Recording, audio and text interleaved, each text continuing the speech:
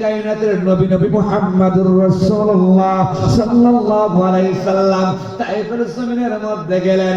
তায়েফের জমিনের মধ্যে যাইয়া বলতেছেন, ও তায়েফবাসীরা, ও তায়েফের জনগণেরা, গাছ পূজা ছেড়ে দাও, বাস পূজা ছেড়ে দাও, চক্রের পূজা ছেড়ে দাও, সূর্যের পূজা ছেড়ে দাও, দাউদারবের পূজা ছেড়ে দাও, সমস্ত পূজাগুলা ছাড়িয়া তোমরা এক আল্লাহর পূজা করো, যিনি হলেন তোমার আমার আল্লাহ। তোমরা এক আল্লাহর ইবাদত করো, যিনি হলেন তোমার আমার আল্লাহ। আপনার নবী আমার নবী কুল কায়নাতের নবী নবী মুহাম্মদুর রাসূলুল্লাহ সাল্লাল্লাহু আলাইহি সাল্লাম যখন এক আল্লাহর ইবাদত করার জন্য, বندگی করার জন্য তায়েফবাসীদেরকে দাওয়াত করলেন। দাওয়াত করার পরে তায়েফের সমস্ত যুবকেরা একত্রিত হইয়া আপনার নবী আমার নবী কুল কায়নাতের নবী নবী মুহাম্মদুর রাসূলুল্লাহ সাল্লাল্লাহু আলাইহি সাল্লামের উপরে বৃষ্টির মতো পাথর নিক্ষেপ করতে লাগলেন। পাথরের আঘাতে নবী আমার শরীর মুবারকটা ছিদ্র করে ফেলেছে।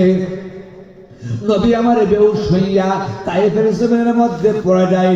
সেদিন একবার নয়, দুইবার নয়, তিনবার তায়েফের জমিনের মধ্যে বেহুশ হইয়া যায়।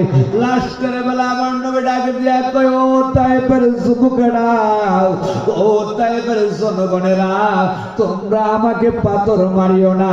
তোমাদের পাথরের আঘাতগুলা আমি কামলিওয়ালা নবী সহ্য করতে পারি না। তোমরা আমাকে পাথর মারিও না। আমার নবী এই কথা বলতে বলতে তায়েফের জমিনের মধ্যে বেহুশ হইয়া যায়। বেহুশ হইয়া তায়েফের জমিনের মধ্যে পড়ে রইলেন। এবার জিবরাইল আলাইহিস সালাতু ওয়াস সালাম এসে বললেন, ইয়া রাসূলুল্লাহ, ইয়া হাবিবাল্লাহ, নবী গো, আপনার কষ্টে কষ্টিত হইয়া, আপনার বেদনায় বেদনান্বিত হইয়া আকাশের লক্ষ কোটি কোটি ফেরেশতারা এই তায়েফের জমিনের দিকে তাকিয়ে আছে গো নবী। নবী গো,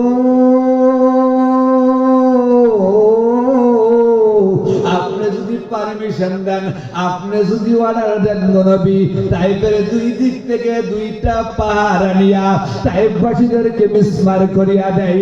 আবার নবী ডাকে দিয়া কই, জিবরাইল, না না না, তায়েফবাসীদেরকে মিসমার করিও না। যদি তুমি তায়েফবাসীদেরকে মিসমার করিয়া দাও, আমি কামলিওয়ালা নবী কার কাছে কালিমার দাওয়াত নিয়ে যাব?